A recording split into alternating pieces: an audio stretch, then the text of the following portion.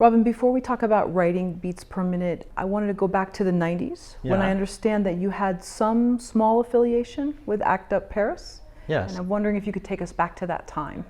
Yes, I was in ACT UP Paris in '92. I entered the ACT UP Paris in '92, and to be very clear about the whole story, it was 10 years after the beginning of the epidemic in France, who started in the newspapers because it was related with what was going on in your country, in the United States. So we heard that there was this kind of epidemic here. So, and I was 20 in '82, so I was like a young guy, and I discovered all these things that were going on, and I thought that was a very bad science fiction thing. That was a kind of curse, because in France the newspapers were saying that most of the gay people were going to die, gay men were going to die of this disease. So it was really terrible. But at the same time, we were shown at the shown as the principal victim of this epidemic, with HIV drug users, prostitutes, prisoners. But there were no communication towards us, so we were the victim, but no one were going to do anything. There was this kind of indifference, and I was so afraid during 10 years of what's going on, and a lot of people that I knew were going to hospital. It was a very weird atmosphere of fear, yes, it was like, especially for the gay men, it was like we were going back to the closet because of this epidemic. And because I lost a friend of mine and I was not authorized to visit him to the hospital, I was so angry, because it was like our kind of couple. Of course, we were young, so we were a kind of couple, but our couple didn't exist. So I was very cross, and I went to ACT UP in '92 because of this anger, and that was in me, So I came to this group, and it's like in the film. I was a newcomer, and you had this guy who was introducing you the group, and who was explaining all the rules, which were very inspired by the ACT UP New York group or ACT UP San Francisco groups.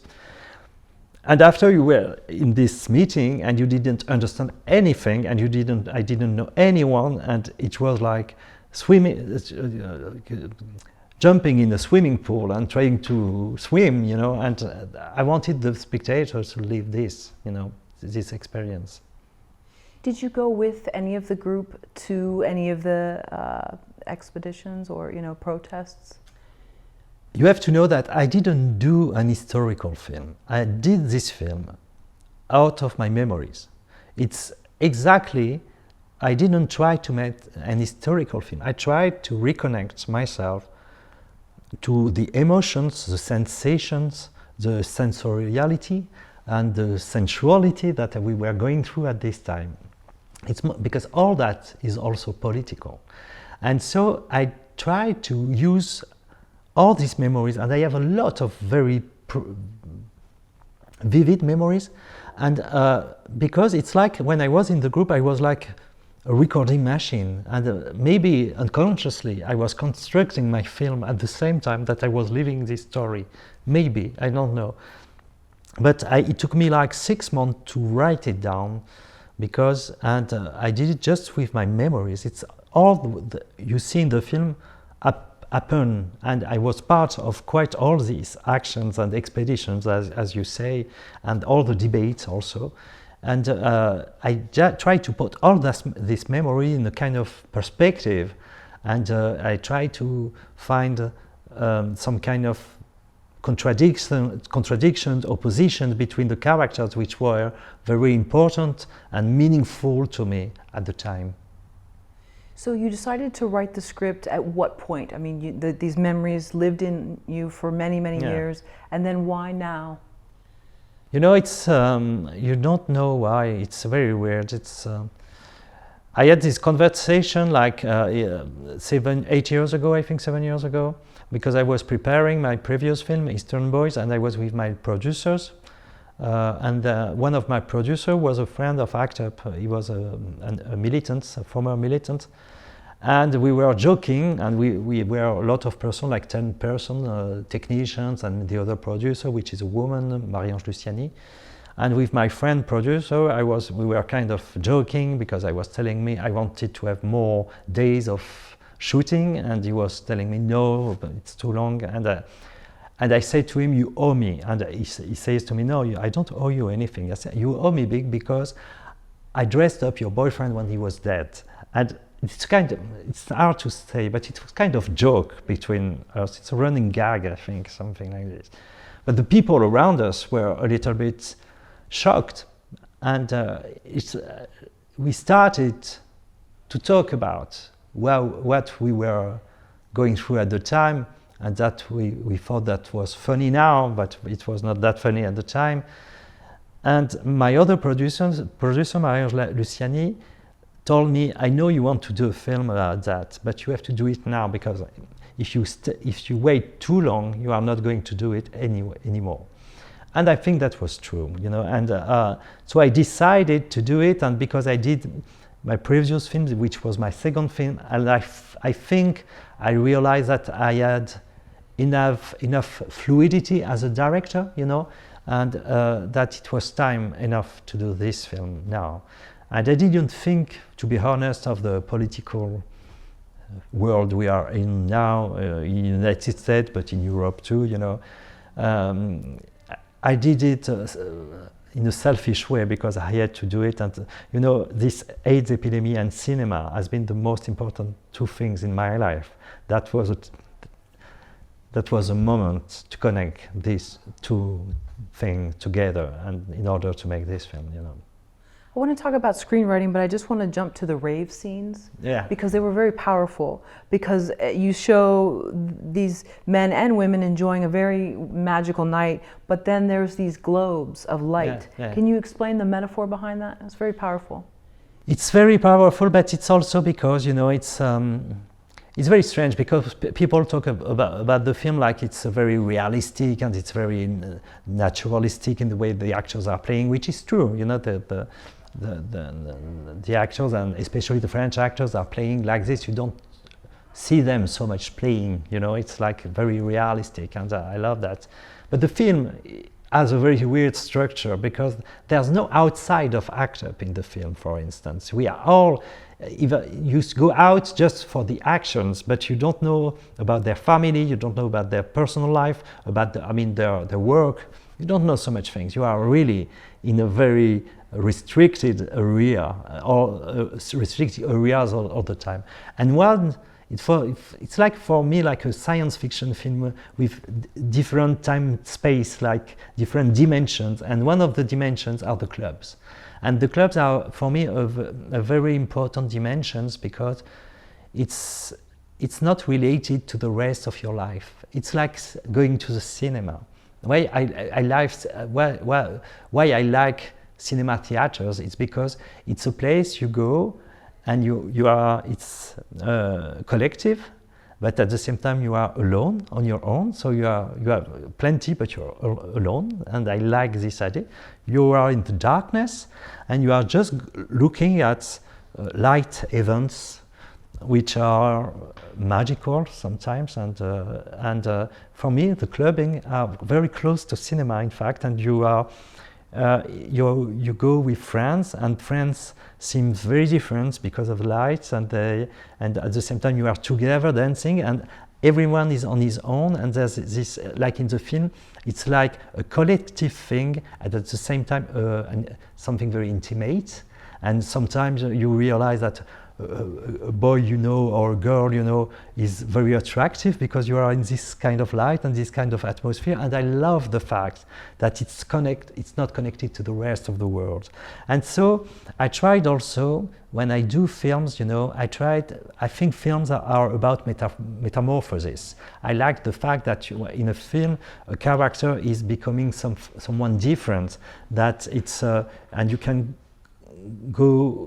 come from a kind of a genre to another genre in a film, from one atmosphere to another atmosphere in the same scene.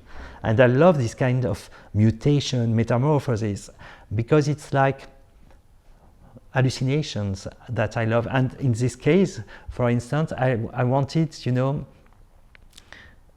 these fun moments, these relief moments that were the nightclub, because of the house music, which were very important to us, and because this music was fun, but at the same time there was some kind of melancholy in it. And for both, a lot of us, it was like the soundtrack of this epidemic at the time.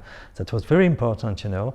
And I wanted to show that even in these kind of places, you can feel above the people, like through the lights, you can see particles.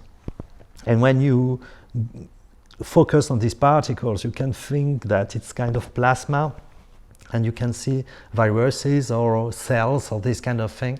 It's because, you know, it's more than a metaphor. It's also because we had in our back of our minds always these representations of the virus, because we were not only a political group, we were, how can I say, an aesthetical group. We were always thinking of the images of this epidemic all the time. And for instance, I remember that the president of ACT UP, the first president of ACT UP, Didier Lestrade, was very fascinated because a kind of, I don't know what laboratory, pharmaceutical group, made photographs, published photographs of the first photography of the virus attacking a cell, a human cell. And of course it was not natural picture, it was colored and everything, you know, it was a little bit, how can I say, doctored. And so he was fascinated because he was like looking at the enemy, confront the enemy clearly. And so if he did posters with these images. So we were working all the time on that. So it's like those people who are dancing, the images are like a threat to them because we have, and also because they are imagining the virus and how the virus is working on our minds also, you know. That was very important to us at the moment. So that, and I tried to make very different clubbing scenes, because at the end, the last scene is like they are really alone, and it's like a gospel for me. It's like everyone is trying to survive for himself, and that was important. Because on this kind of scene, at the beginning there were kind of dialogues in that scene, and I decided it was just only bodies dancing, no dialogues, and I thought that was powerful because the film is, you have a lot of debates and talking all around in the amphitheater scenes. I wanted the club to be just dancing. And one of the reasons we were trying to survive, it's not only because we want a job, because we want a life, it was because we were so good at having pleasures. We are so good because we were very young, and we were so good to go clubbing, to have sex, to take drugs, and all those things. That was not fair. Well, and you played the song by Bronski Beat, yeah, which is such a beautiful song, and if you listen to the words, yeah, it's anyone who's ever sort of left a situation that's bad. I invite anyone to just look at the words of the song, and it's very powerful because it's a beautiful song in itself, but then also to the meaning behind it and being alone. It's kind of that's what it's about. But you know, what is strange? It's mostly, of course, it was released in '84, but it's a song composed before the epidemic. It's really about a young gay guy who has to go back to leave his small town to go to a capital city or to a big town in order to live his gay life, you know. And it was the topic of the song. But you know, Jimmy Somerville gave money to create ACT UP Paris, because he was a very good friend of Didier Lestrade, and he did also a concert for ACT UP, and I was at this concert. And that was so emotional, because when he started to sing this song, we were like in '91, it was like not 10 years of the epidemic, but quite. And you know, all the people cried at this moment because it was the song before the epidemic, and it was the song of the start of the epidemic. And it was that, like also, like as I say on the house music, it was like a soundtrack of our personal lives. And so we were crying, that was, and so I asked Jimmy Somerville, I wanted to recreate this scene. So I asked Jimmy Somerville to be in the film, redoing the concert and everything, and he refused because he doesn't want to be filmed, which I totally understand. I wouldn't do that. And he sent us the multi-track song, recording of this song, you know. And that was amazing, really, because on the multi-track, you had the track with his voice alone, you know, and without reverberation. And you can feel, so it's 84 or 83, and you can feel his breath, and you can feel the shock with the microphone. It's so incarnated, like I wanted my film to be, you know. So I asked my composer to make a remix like in the 90s, you know, because my composer has all the instruments of this period and is a DJ as well, so he did a new remix of the song. But during the editing, I decided, because it's a moment in the film where Nathan feels so lonely because he's going to a party and his boyfriend is at the hospital, and it seems that he's disconnected from the rest of the group because the collective things cannot accompany them all the way, and so he's disconnected. There's some kind of distance, and because he's feeling so alone, I wanted at the end just to have the voice of Jimmy Somerville, like in his mind, you know, and that was so powerful to me, to stop all the rest of the instrument and to stay with his voice without reverberation, a very dry sound, you know. And at the end, his breathing, and I could connect this breathing to the breathing of Sean at the hospital. And so, you know, the process, I never regretted the concert, because I thought it was more powerful like this than to recreate this concert, which was historical, but it was not so meaningful in this film. And so that was a chance anyway to work a little bit with Jimmy Somerville.